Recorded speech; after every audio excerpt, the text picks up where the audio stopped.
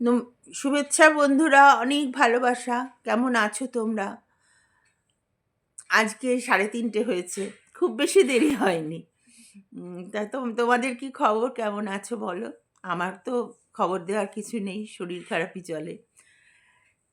আর এই গল্প জীবনের গল্প করতে এসে মনে হয় জীবনটা ভীষণ বোঝা হয়ে যাচ্ছে। শরীরটা খারাপ হয়ে যাওয়ার পর আরো মনে হচ্ছে যে জীবনটা যেন আমার কাছে বোঝা লাগছে। প্রত্যেকটা দিন যেন একটা বোঝা বয়ে যাচ্ছি। উম তাই জন্যই বোধহয় রবি ঠাকুর রেখেছিলেন, গিয়ে লিখেছিলেন, গান লিখেছিলেন, এ বোঝায় আমার নাম বন্ধু নামা, এ বোঝায় আমার নাম বন্ধু নামা, ভারের বেগেতে চলেছি কোথায়, এ যাত্রা তুমি থামাও বন্ধু, এ যাত্রা তুমি থামাও। কি দর্শন গানের, কি বাস্তব! মানে সত্যি জীবনটা কি বোঝা নয়? সবাইকে কি গালিচার মধ্যে দিয়ে হাঁটে? যারা গালিচার মধ্যে দিয়ে হাঁটে তাদেরও কোনো না কোনো জায়গায় জীবনে বোঝা কিন্তু রয়ে গেছে। জীবনটা সত্যিই বোঝা, তবুও আমরা জীবনটাকে ভালোবাসি। জীবনটাকে ভালোবাসি বলেই জীবনের এই বোঝাটা বইতে পারি। আমাদের ভালোবাসার পরস্পরের স্বামী স্ত্রীর ভালোবাসার মধ্যে দিয়ে আসে আমাদের পরবর্তী প্রজন্ম। তাদেরকে বড় করা, তাদেরকে নিয়ে উম, আহ, তাদেরকে একটা সুন্দর সফল জীবন দেওয়া, এসব কিছু নিয়েই তো জীবন। সেই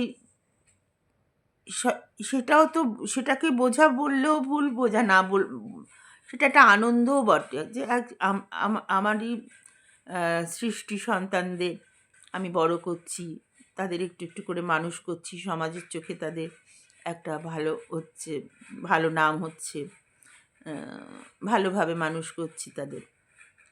এটাও একটা গর্ব, সন্তানরা বড় হয়ে মাকে দেখবে, এর পেছনে একটা ছোট আশা বোধহয় থেকেও যায়।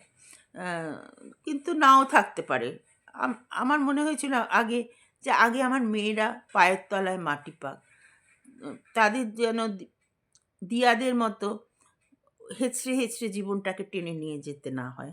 তারা দরকার হলে সুটকেস নিয়ে বাড়ি থেকে বেরিয়ে আসবে, নিজের পায়ের তলায় মাটি থাকবে, বাবার উপরেও নির্ভর করবে না, স্বামীর উপরেও না। আমি এরকম জীবন আমার 2 মেয়েকে দিতে চেয়েছিলাম। আমি পেরেছি সেটা, আমার ঠাকুরের ইচ্ছে, আমার ঠাকুরের অসীম কৃপায় সেটা পেরেছি। দিয়া পারবে কিনা আমি জানি না। জীবনটা চলে জীবনের মতন, আমরা মরি শুধু দ্বন্দ্বে। আসলে ভাগ্যে যা লেখা থাকে তার বাইরে কেউ যেতে পারে না। আবার নিজের ভাগ্যটাকে নিজেকেই জয় করতে হয়, কেউ হাতে করে কিছু তুলে দেয় না। বিয়ের পর দিয়ার বাবা মায়ের ওপর দিয়ার খুব অভিমান ছিল। মাঝে মাঝেই সেটা উষ্ণ প্রস্রবণের মতো উথলে উঠত। রাগ দেখাবার জায়গা তো ওই একটাই।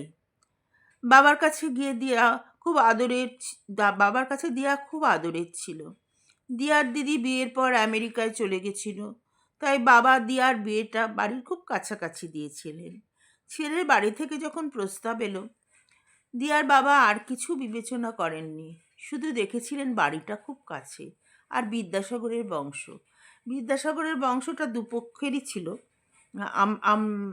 দিয়ার বাপের বাড়িও বিদ্যাসাগরের বংশ ছিল, এবং দিয়ার শ্বশুর বাড়িও বিদ্যাসাগরের বংশ ছিল। সেটা পরে বলা যাবে। সেটা এমন কিছু আহ, আমরা কেউ দিয়ারা কেউ বিদ্যাসাগরের ধারাকে বয়ে নিয়ে যেতে পারেনি, বা তাদের মানসিকতা কেউই গ্রহণ করতে পারেনি, না দিয়ার বাপের বাড়ি না দিয়ার শ্বশুর বাড়ি। হ্যাঁ, কাজে ওটাকে আমি বাদ দিয়ে চলি। দিয়ার বাবা হয়তো অনেক বিদ্যাসাগর নিয়ে রিসার্চ করেছেন, পড়াশোনা করেছেন, অনেক রিটায়ার করার পর অনেক বিদ্যাসাগর নিয়ে খেটেছেন, কিন্তু নিজের মেয়েদের বেলা বিয়েটা দিয়েছেন সাত তাড়াতাড়ি। আগে বিয়েটা তো দিয়ে দিই, দায়টা তো সারি। এখানেই বিদ্যাসাগরের বংশ বলে কেটে যাওয়া যায়? কেন? দিয়ার বিয়ে কেন তাড়াতাড়ি দেওয়া হলো? কেন তাকে আরেকটু পড়তে দেওয়া হলো না? কেন তার পায়ের তলার মাটিটা শক্ত করতে দেওয়া হলো না? এটা কি বিদ্যাসাগর বংশের নমুনা? তা তো নয়।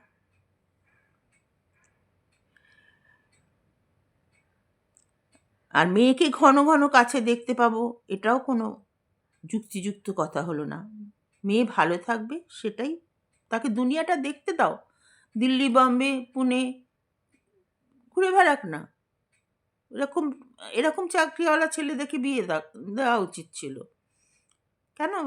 দিয়া যেটা পছন্দ করে না, ব্যবসায়ী পরিবার, সেরকম একটা জায়গায় কেন বিয়ে দেওয়া হলো? মেয়ের পছন্দটাকেও তো দেখতে হবে সবসময়। আমি পছন্দ করি, আমি ভালোবাসি, এটা তো বিদ্যাসাগরের বংশের আহ, কথা নয়। বিদ্যাসাগরের বংশ বলে গর্ব করা উচিত নয়। সুতরাং বিদ্যাসাগরের বংশটা ব্যাপারটা আমরা বাদ দিয়ে দেবো দিয়ার জীবন থেকে।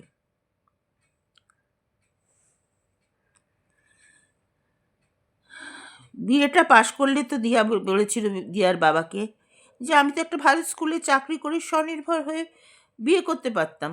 খুব ঠিক কথা। বাবা চুপ করে থাকতেন। কখনো মা বলতেন, হ্যাঁ মা, ভুল হয়ে গেছে। কিন্তু এই ধারণা দিয়ার ভেঙে গেল যখন দিয়ার খুব প্রিয় বন্ধু পিউয়ের বিয়ে হয়। ও বিএড পাশ করে স্কুল টিচার হয়ে বিয়ে করেছিল। ওর বিয়ে হয়েছিল ডাক্তারের সাথে। একদিন দিয়ারা দুই বন্ধু যখন নিজেদের মধ্যে কিছু কথা বলার সুযোগ পেয়েছিল, তখন ও দিয়াকে বলেছিল, পায়ের তলায় মাটি থাক আর না থাক, সম্মান যারা না দেবার তারা কিছুতেই দেবে না। তখনও পর্যন্ত ছেলের বাবা মায়ের অহংকার পূর্ণ মাত্রায় বজায় ছিল। পিউ দিয়াকে বলেছিল সকাল 10টার সময় ওকে স্কুলে বার হতে হয় বলে ভোর রাত্রির থেকে উঠে ওকে বাড়ির সবার রান্না জলখাবার করে আবার তার শাশুড়ি ননদের মুখে মুখে দিয়ে তবে বেরোতে হয়। সারাদিন পর বিকেলে ফিরে কাপড় ছাড়বার পর্যন্ত সময় হয় না। তক্ষুনি সবার মুখে মুখে চা দেওয়া, রাতের রান্না করা, সব করে তবে ছুটি পেত। ওর বর বলতো, চাকরি করছো তো কি হয়েছে? কেউ তো মাথা মাথা কারো তো মাথা কিনে নাওনি। আর তোমাকে চাকরি করতে বলেছি এটাই বাকি। চাকরি করতে তো কেউ বলেনি যে চাকরি যখন করছো তখন তো সংসারের কাজ করবে না, তা তো হয় না। সংসারের কাজ তো করতেই হবে, মা চিরকাল করবে না। এত কাজের পরিশ্রমের দাম হচ্ছে এই। দিয়ার বাবা অত্যন্ত সম্মানের সঙ্গে চাকরি করতেন। শিক্ষিত সমাজে দিয়ার বাবার নামটা খুবই সুপরিচিত ছিল। দিয়ার বাবা ছিলেন দিয়ার গর্ব, জীবনের একমাত্র খোলা জানলা। দিয়ার সেই বাবাকে নিয়ে যখন কেউ কথা বলতো, তখন দিয়ার সহ্য হতো না। ভেতরটা আগুন হয়ে যেত। তারপর চোখের জল। দিয়ার মেয়ে তখন খুব ছোট, ভালো করে মুখ দিয়ে কথা ফোটেনি। ওইটুকু মেয়ে দিয়ার গলা জড়িয়ে ধরে বলতো, কেঁদো না মা, আমি সবাইকে বুকি দেব। চোখের জল নিয়ে ওকে বুকে জড়িয়ে ধরত দিয়া। খুব ভালো করে পড়াশোনা করে বড় হও মা, তারপর চাকরি করে মাকে দেখবে। ছোট্ট মেয়েটা কি বুঝতো কে জানে। ও একগাল হেসে বলতো, তোমায় একটু জিনিস কিনে দেবো। আমি ওর দিয়ার পাকা পাকা কথায় খুব হেসে ফেলতো। দিয়ার শ্বশুরবাড়ি ব্যবসায়ী পরিবার, তাই ওই বাড়ির মেয়েরা দিয়াকে মধ্যবিত্ত বলে ব্যঙ্গ করত। কিন্তু ওরা এটা বোঝেনি যে কাউকে অসম্মান করলে সে কতটা ছোট হয় জানি না, কিন্তু যে করছে সে সবার চোখে অনেক নেমে যায়। কোনো শিক্ষিত মেয়ে কখনো কাউকে শিক্ষিত মানে সংস্কৃত বানপূর্ণ মেয়ে কখনো কাউকে অপমান করতে পারে না। যারা সত্যিকারের শিক্ষা পেয়েছে তারা কখনো কাউকে অপমান করতে পারে না। অপমান নিতেও পারে না, অপমান করতেও পারে না। হাঁড়ি করার মধ্যে দিয়ে দিন যেতে যেতে জীবনের সোনালি বিকেলগুলো হারিয়ে গেল দিয়ার। তাদের আর ফিরে পেল না। সিনেমার দেখা, উপন্যাস পড়া, সেই প্রেম, সেই ভালোবাসা, সে কি জিনিস তা বুঝে উঠতেই পারল না। এখন যখন বাজার থেকে এসে মাঝে মাঝে বলে, তোমার পছন্দের মাছ এনেছি, একবার দেখে নিও, তখন মনে হয় দিয়ার এটাই বোধহয় ভালোবাসা। তাই বুঝি রবি ঠাকুর গান গাই। তখন রবি ঠাকুরের গান আবার মনে পড়ে, সখী ভালোবাসা কারে কয়, একি কে বলি যাতনা মন, একি কে বলি চোখের জল, একি কে বলি দুঃখের শ্বাস, লোকে তবে করে কি সুখের তরে এমনই দুঃখেরই আশ। কেমন লাগলো আজকে ডিয়ার ডায়েরি? বুধবার ডিয়ার ডায়েরি পড়ার কথা, আজকে কিন্তু মনে রেখে পড়েছি। কেমন লাগলো ডিয়ার ডায়েরি আমাকে বলবে। আমি মেয়েদের জীবন নিয়েই এইভাবে তুলে তুলে ধরতে চাই যে মেয়েরা কতটা কষ্ট করে আজকের এই স্বাধীনতাটা অর্জন করেছেন। কিন্তু এখনকার যারা শাশুড়ি মানে আমাদের বয়সী, তারা আমরা পড়েও এসছি। আমার যেহেতু 2 মেয়ে, আমার ওসব প্রশ্ন ওঠে না, কিন্তু যাদের ছেলে আছে তাদের কিন্তু উল্টে ছেলের বউয়ের টিফিন মানে ছেলের বউয়ের পরিচর্যা, তারা দুদিক থেকে স্যান্ডউইচ হয়ে গেছে, ওদিক থেকেও হয়েছে এদিক থেকেও হয়েছে, তাদের আর পাওনা কিছু হলো না। এই আর কি কথা। ভাগ্যিস আমার ছেলে হয়নি, এখন মনে হয় মেয়ে হয়েছে। মেয়েরা যথেষ্ট দেখাশোনা করে। এই সবাই ভালো থেকো, সবাই খুব ভালো থেকো।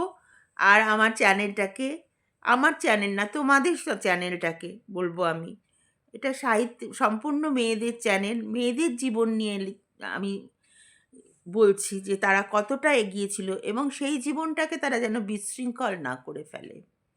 সে কতটা পিছিয়ে মানে কত কষ্ট করে একটু একটু করে এগিয়ে এসছে। একটা স্কুলের চাকরি করেছে, তাও তাকে রান্না করে যেতে হয়েছে। সে স্বনির্ভর, সে কিন্তু ইচ্ছে করলে আলাদা হয়ে যেতে পারত, কিন্তু যায়নি সন্তানের মধ্যে। কাজে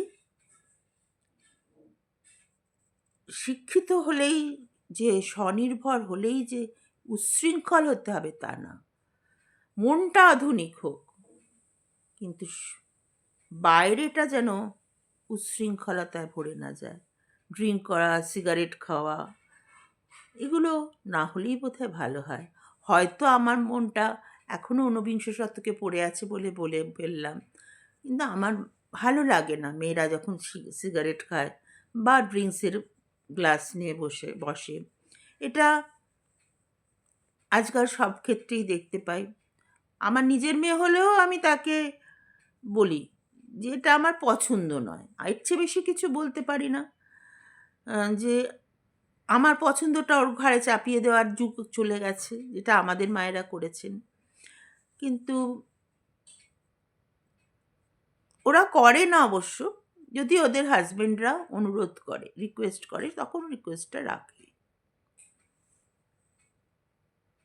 রাখছি আজকের মতো।